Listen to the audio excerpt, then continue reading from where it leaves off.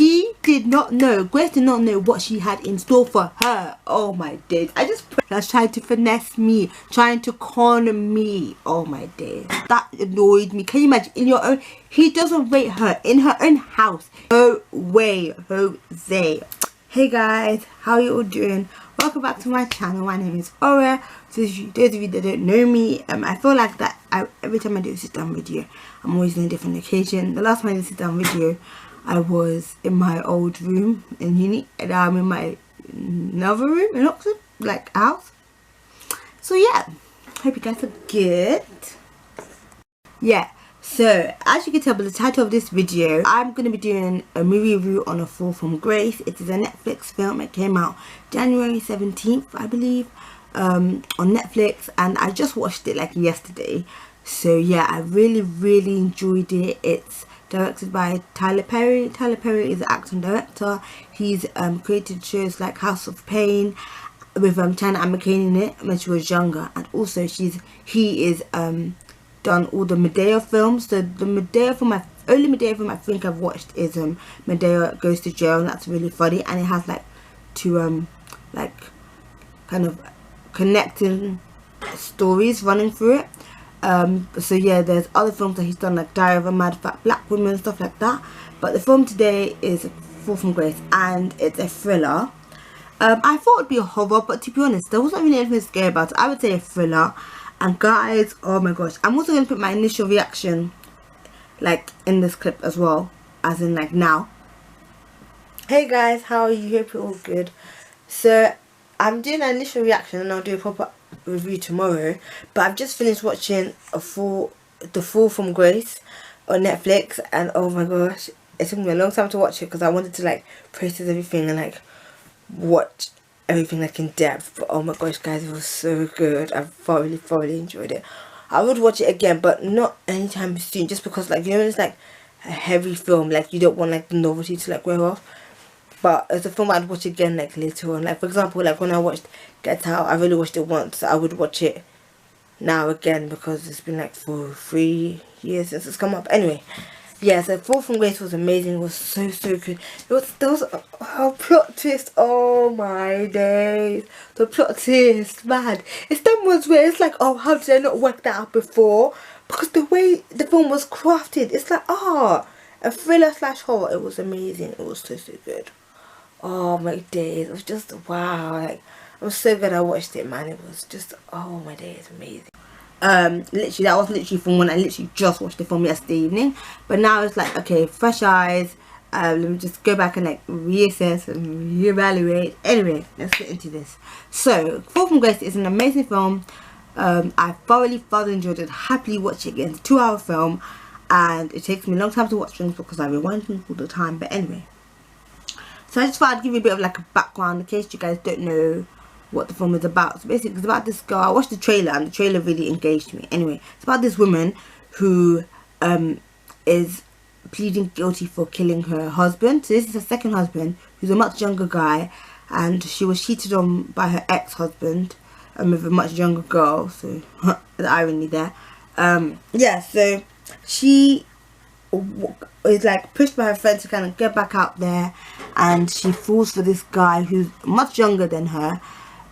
But you know, she's like swept in like this whirlwind romance. So yeah, and there's like things happening in the film which I'll talk about a bit later, which allow the marriage to like break down basically. So the film starts, the opening scene is basically with this police officer called Jordan Bryant is his character name, and his real name is Matthew Law. Oh my gosh, he's beautiful. Just his whole character in the whole movie is just, oh my gosh, he's stunning. Anyway, he's just beautiful. Yeah, so, and he is trying to stop a lady from attempting suicide, like an old lady. She's about to fall off a roof. Unfortunately, she ends up killing herself. She falls off the roof with fun. It's a bit, I think it is just a background thing just to like set the scene. So in a way I was like, okay. And then you go to the title's on the screen, and then the next scene is showing the lawyer who will be Grace's lawyer. So she's a woman who's married to the police officer, who we later find out So yeah, the guy comes back from his night shift. He is with the woman. They're married, you know, and then he's getting to bed to sleep, and she's gonna get up to go for work. So she gets to her office, and her boss, Tyler Perry, who's his real name, Tyler Perry, Rory in the film, he gives her the Grace Waters case, which is a really famous case, which is of the lady that killed her husband, allegedly killed her husband. I have notes here. I'm trying to do things off memory as well, but I have my notes here. So yeah, what was that? So yeah, when they showed Jasmine showing the case, I was like, okay, she's got the case now, and I'm thinking, okay, like, come on, let's get to like the main event, let's show the character. So okay, cool, it's nice to get a background, but you know when you kind of want the background stuff to like hurry up and get to the character. But anyway, she gets the case, she's very reluctant. Her boss is telling her it's a simple case, open and shut, just get her to plead guilty and then basically send her to prison. But she's like, okay, and she's very nervous about it because she wants her other co-workers who feel like they're better for her. She feels that other co-workers are better to take on that case, but she's been made to take on the case. She doesn't want to. So like her boss is telling her, oh, it's a simple case, just make her plead guilty. But when she finally meets Grace, it's like the first meeting, she says, oh, I'm her lawyer, I'm gonna be your lawyer, and she doesn't want a lawyer. And Grace is very like kind of, I don't want to say standoffish, but very like kind of like, she's nice, but then she's just like, she's not really herself. As you can imagine, anyone being in that situation, being charged for her husband, being charged for killing her husband. Grace asks her lawyer to ask to put her into a closer position to her son and grandchild. So yeah, and the lawyer wants to be able to potentially get Grace for parole, so have basically 15 years in prison and then parole, so it may be based on good behaviour to be let out early. But the district attorney, the DA, is not happy with it. He just wants the case to be done and her to be sent to prison, like plead guilty. But as her co-workers are kind of like, you know, encouraging her to like look through deeper in the case, she decides she doesn't want Grace to plead guilty. She wants to let it go to trial, go to a court case, have a jury. So when she meets her like more than another occasion, so it's like second or third time she meets her, Grace eventually opens up and tells her the story. And the story is basically of how she met her husband, met this guy, younger guy, charmed her. She met him at an art gallery. So yeah, it was just really nice, like the way the whole story is told in like flashback. Transitions are really nice, and the way that that's my heater. The way that she tells the story, oh my gosh, like the audience, you just feel sorry for her because you feel happy that, oh, she's like in a new romance. But no, obviously, because we know what's gonna happen. Like the guy is just dodgy. Like, I mean, obviously you do have some guys that are genuinely in love with like older women and they have no evil intentions. But mate, that guy had an intention. He had a motive. Like he loved her, and he swept her off her feet. But he had an ulterior motive, and oh my gosh, it just annoys me because it's like, you know, saying men are trash. In this movie, the man is trash. Like, how can he do that to her? He basically cons her out of her money because she works in a bank. He gets access to her accounts. He takes out a mortgage on her house. Bearing in mind, the house, she's already paid the mortgage off. It's been her house for 4 years, and then he takes out like a higher mortgage, and she gets fired from her job because her boss calls her into his office and says that, oh, this amount of money is missing from her accounts because they do an audit. And I'm just like, bruh. So, you know, already suspicions are coming, and honestly, you guys need to watch the film because the way that it starts from like the beginning to the end, oh my gosh, like it's such a beautiful story of like love and everything. But then Grace did not know what she had in store for her. Oh my days. I just pray I never meet a guy like that that's trying to finesse me, trying to corner me. Oh my days.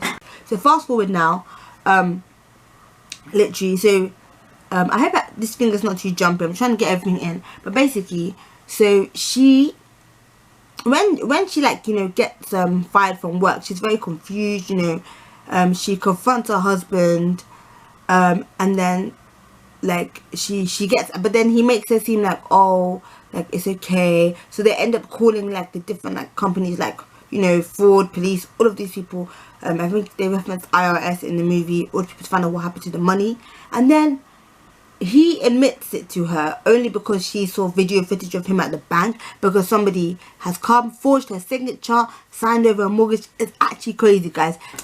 So the guy admits to what he did, basically, the husband. He admits to what he did, and he's like, yeah, what's mine is yours as your lawfully wedded husband. And he refuses to get out of the house, and he has the audacity. So Grace, there's a point when they get to know each other, Grace tells Shannon's the guy, of that, about how that he walked in on her husband with someone else, and the guy was audacity to do the same to her. Oh my gosh, that annoyed me. Can you imagine, in your own, he doesn't rate her in her own house? No way, Jose. That is disrespect. Oh my gosh. Okay, but oh my days, guys, you need to watch this film. You need to watch this film. It's actually crazy. Like, the film, oh my days, I need to watch it. I need to watch it again. I actually need to, but mate, the film is mad. Like, okay, so where was I now? So when she gets fired from her job, there's also a part before she gets fired where the guy's on the phone downstairs and she's upstairs in the room, and then Grace is like to him, oh, who are you talking to? And then he gets so cagey and defensive, and he's like, oh, Grace, there's two things I don't like. Okay, being checked up on, and what was the other thing? Oh yeah, getting asked questions. Excuse me, like, she's your wife, she's allowed to check up on you, ask questions. Are you mad? Like, yeah. And then she's like, oh, okay, I just missed you, because, you know, he was downstairs on the phone. And then things are going on in her head. She thinks that he's cheating on her, but then he tells her like, oh no, it was a photo shoot, because he actually has proof of pictures, a photo shoot of where she got proposed to by him, of like unwell kids, that they were like looking at fireflies at the same shoot venue that she was proposed to. But yeah, and then that's quite a good cover up. Yeah. So anyway, like I said before, later when she finds out it was him that took the money, and she was like, oh, he started off going like, oh, no man wants to ask women for his money, I needed the money, I had debts to be paid, and he refuses to pay back the money because what's mine is yours, what's yours is mine. He refuses to leave the house. He won't. Okay, fast forward, she kills him, well, batters him with a baseball bat. But the weird thing is, there's no body. Tell me, why is there no body? The body, like, what? Like, there's no body.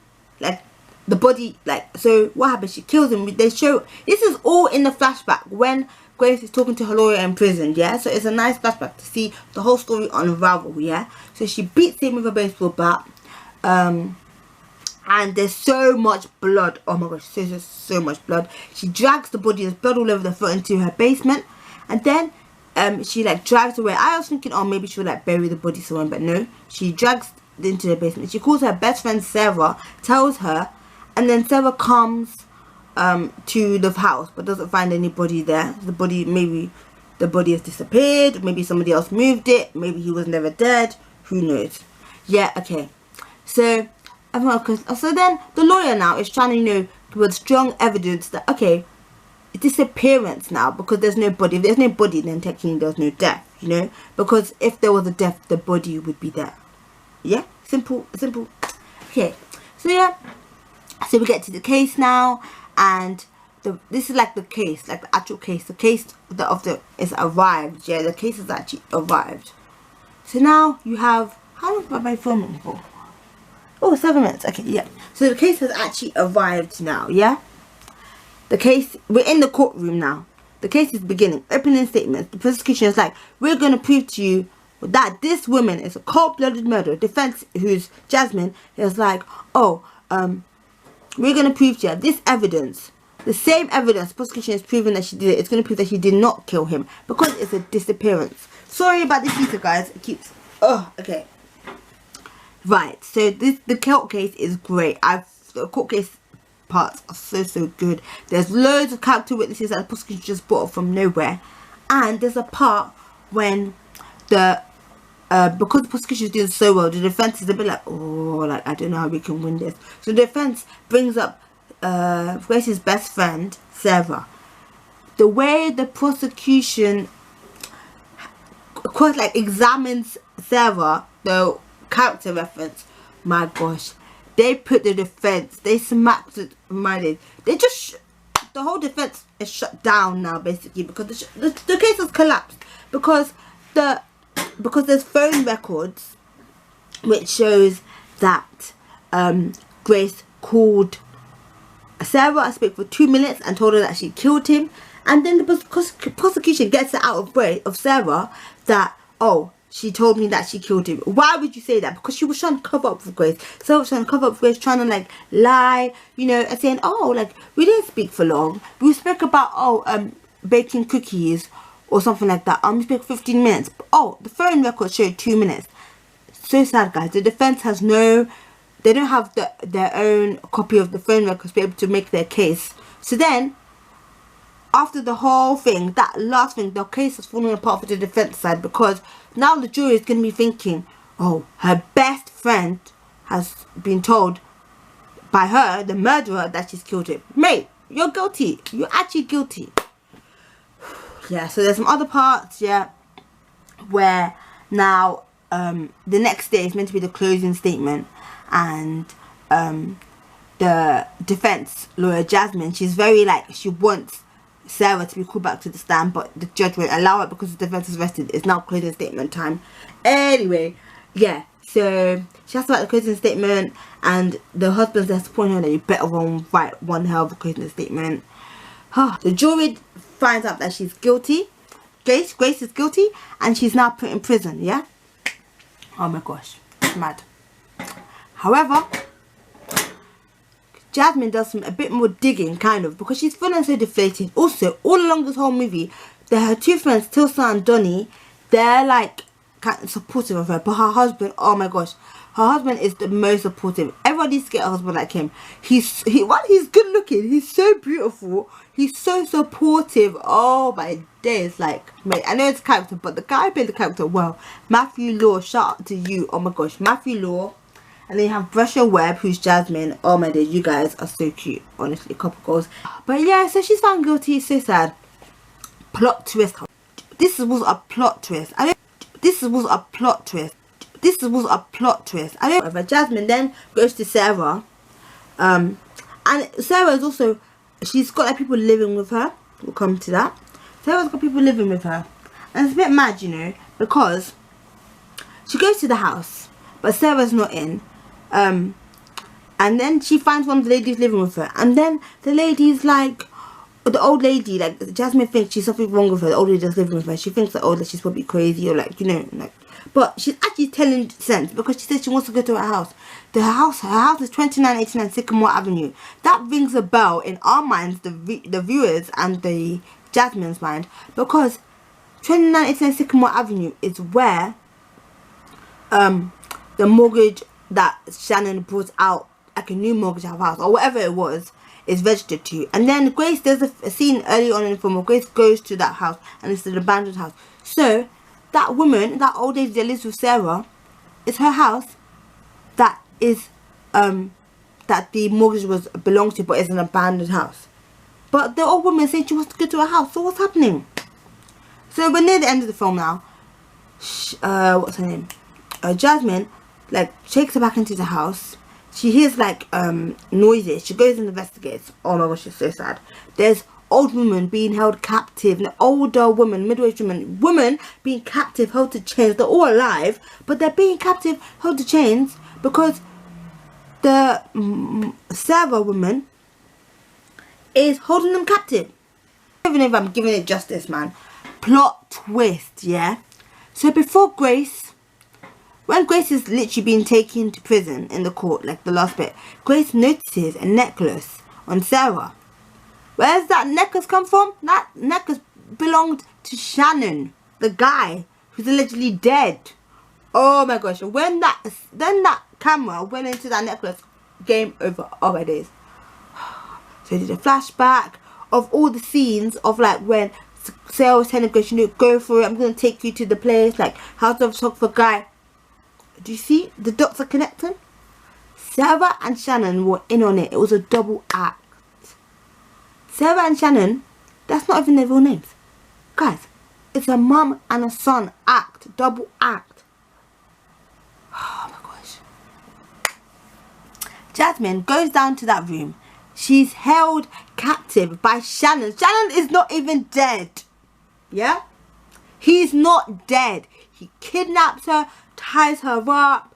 Jordan comes looking for his wife at Sarah's house. Sarah's like, oh no, she's not here. And then he tries to call her, calls Jasmine. Her phone ringing inside Sarah's house. Sarah's like, oh no, you have a warrant, you can't come in. Bang! Jordan bangs the door down, arrests Sarah. But the sad thing is that he arrests her, but he just leaves her in the kitchen and goes to look for her. Oh my gosh, it's so sexy at him being the hero. He's like, where's my wife? Like, literally, he's like, oh my gosh. I was like, oh wait. Goes, finds her. He's like, oh baby. He sees her being tied up. My days. Shannon ends up like fighting him because Shannon is the one that kidnapped Jasmine, like tied her up. Shannon ends up fighting him. Like, they're fighting, and then Jasmine finally breaks free. She has a gun. You know what's gonna happen? He shoots Shannon. He's dead. My days. My days. Honestly, plot twist. Actual plot twist. Oh my days. Actual madness. Actual madness. I just think I've done this film justice, this film review justice, because, mate, as you can tell, this film is a bit of a chaotic film. I don't know, like, chaotic as in, like, mate, it's a really good film. The way the whole film is just sequenced, and that plot twist at the end, oh my gosh. So what Shannon and Sarah have been doing, so basically their real name is Maurice Mills and Betty Mills, which is Sarah's real name. So there's a fake name she's been having. Shannon, yeah. Hey guys, hope you're all good. So I had to go on my phone now for my camera because my phone has run out of battery. Oh my gosh, my camera has run out of battery, and and my storage just ran out so low. Okay, anyway, where was I? So basically, I'm coming to the end of the film now. Guys, apologies if this video is a mess. It's just so much to grasp on and trying to get everything in it within a short period of time. Even though I've written notes, man. Look at my notes, guys. I wrote a whole bunch of notes. But I've said all of these notes anyway. But anyway, I don't remember where I was. Where was I? Oh, when Jada just posted a new video. Anyway, oh my days. I don't remember where I was. Oh yeah, so basically, Shannon, what's his name? Shannon DeLong, yeah, is wanted, or his real name, Maurice Mills, is wanted for bigamy. Yeah, you guys know what bigamy is, yeah? Bigamy? Y'all know what it is, bigamy? Put a definition here. My gosh. He's wanted for bigamy. He's been conning people for him and his mother have been conning people for over 25 years. Holding women captive just for their social security, so they're not like dead. Conning people out of their money. So Shannon has been conning people, for example, like Grace. She was the latest victim. She conned Grace out of her money. Oh my gosh, because it's so peak. Grace could have gone to jail for what he did before she killed him, because that's money that's not hers that he took, and because they're married, it's like as if they were acting together. My days. But honestly, guys, yeah. So in the end, Shannon is dead. Maurice Mills, Betty Mills, Sarah Miller, that's her name, she's on the run. So I wish Jordan had not let her, just like, he handcuffed her, but, you know, he didn't, like, do you know what I mean? Like, he had to go look for his wife, obviously, but then he just left her, and she's on the run. And the last scene in the movie is now when, I swear, every thriller is always happening in these predictable movies, where, she is, like, where she gets to, like, somewhere else, and then she is talking to the daughter of a woman who she's going to be taken care of. We all know what's going to happen. All the thriller movies always end like that, where the person has, like, either, if they haven't died, they've either ran away and survived and, like, started their next plan of action. So yeah, guys, okay, I hope you guys enjoyed this movie review. But honestly, the cast was really good, like, really, really good. Honestly, I could see myself in a film like that. That film was so good. Like, imagine, like, oh my days, it was really, really good. I actually give it 10 out of 10. Like, 10 out of 10. What would I improve on it? I think So the length was good, 2 hours was good. Because thinking about it, like the first hour, like I think the story was already told. The whole story of what happened was already been told. So I feel like the second hour was like probably most of the court case potentially. So yeah. Yeah, it was a lot in it. I feel like it was a long film, but it didn't feel long, but there was a lot in it. A lot of content.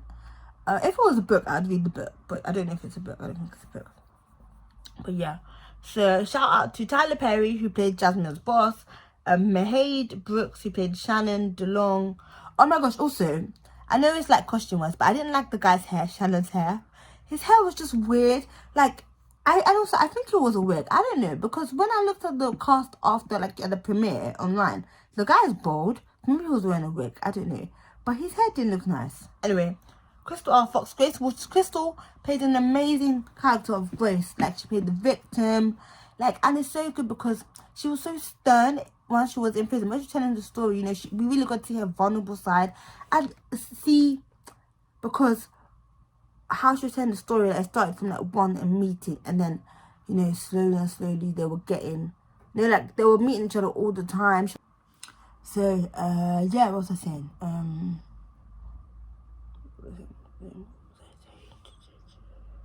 I forgot what I was saying.